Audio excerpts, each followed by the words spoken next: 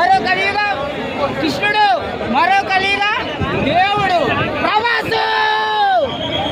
ప్రభాస్ లేకపోతే సినిమా ఏడుగొండల వెంకటరమణ గోవింద గోవింద.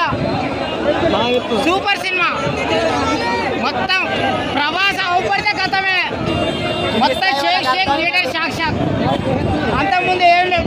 సో ఈ సినిమా ఫ్యామిలీ ఆడియన్స్ బాగా చూస్తారు. ఎందుకంటే మౌత్లో ఏదైనా సరే ఫ్యామిలీ ఆడియన్స్ కనెక్ట్ అవ్వాలి, అందరికీ నచ్చే సినిమా. పాతది భక్తి కన్నప్ప ఉంది కదా, పాతది మనకి కృష్ణరాజు గారు చేసింది ఏంటంటే, శివుడికి ఈయన ఏం చేస్తారంటే, విష్ణు గారు నోట్లోంచి నీళ్ళతో అభిషేకం చేస్తారు. ఆయన స్తోమత అంటే ఆయనకి డబ్బులు ఉండవు కాబట్టి ఆయన చేసే మాంసాహారం నైవేద్యంగా పెడతారు. కానీ ఇందులో 2 కళ్ళు ఇచ్చారు శివుడికి. కన్నప్పలు ఒక కన్ను ఇచ్చి ప్రత్యక్షమవుతారు శివుడు, ఇందులో 2 కళ్ళు ఇస్తారు అనమాట. సో కొన్ని స్టోరీ కొంచెం డెవలప్ చేశారు. ఎందుకంటే నా దగ్గర 2 కళ్ళు ఉన్నాయి, 3 కళ్ళు అడగకు అని చెప్తారు. కొన్ని చాలా బాధ కలిగించే సీన్లు కూడా ఉన్నాయి. అన్న వాళ్ళ మనవరాలు కూడా చేశారు కదా, మనవరాలు చేశారు, వాళ్ళ చిన్నబ్బాయి చేశారు. ఒకటండి, ఈ సినిమాకి రావడానికి ఇంతమంది జనం ప్రభాస్ గారి గురించి, అది ఒక్కటే నేను చెప్పగలను.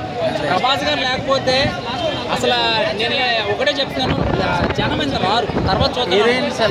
హీరోయిన్స్ ఒక అమ్మాయి ఉంటుంది, ఆ అమ్మాయి ఓకే బాగుందండి. నెమలి క్యారెక్టర్ బాగుంది.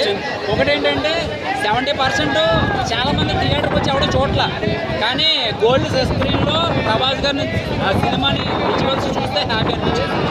వర్త్ అంతే, డబ్బులు కొట్టేసిన మోహన్ బాబు గారు డైలాగ్ వర్షన్ చాలా తర్వాత మళ్ళీ కమింగ్ సూన్ అనమాట. చెప్పాలంటే డైలాగులు ఆయన బాగుంటుంది కదా, ఇంకా స్టార్ట్ అయిపోతుంది అనమాట. కానీ కొంచెం ఏజ్ పెరిగింది కదా మనకి. యమదొంగలో డైలాగ్ వర్షన్ ఇందులో కొంచెం స్పీడ్ తగ్గింది, కానీ డైలాగ్లో డెప్త్ తగ్గదు. అబ్బో ఏం కొడతాడు ఆయన, అంత లెంత్ చెప్పేస్తూ ఉంటాడు, బేరాలు.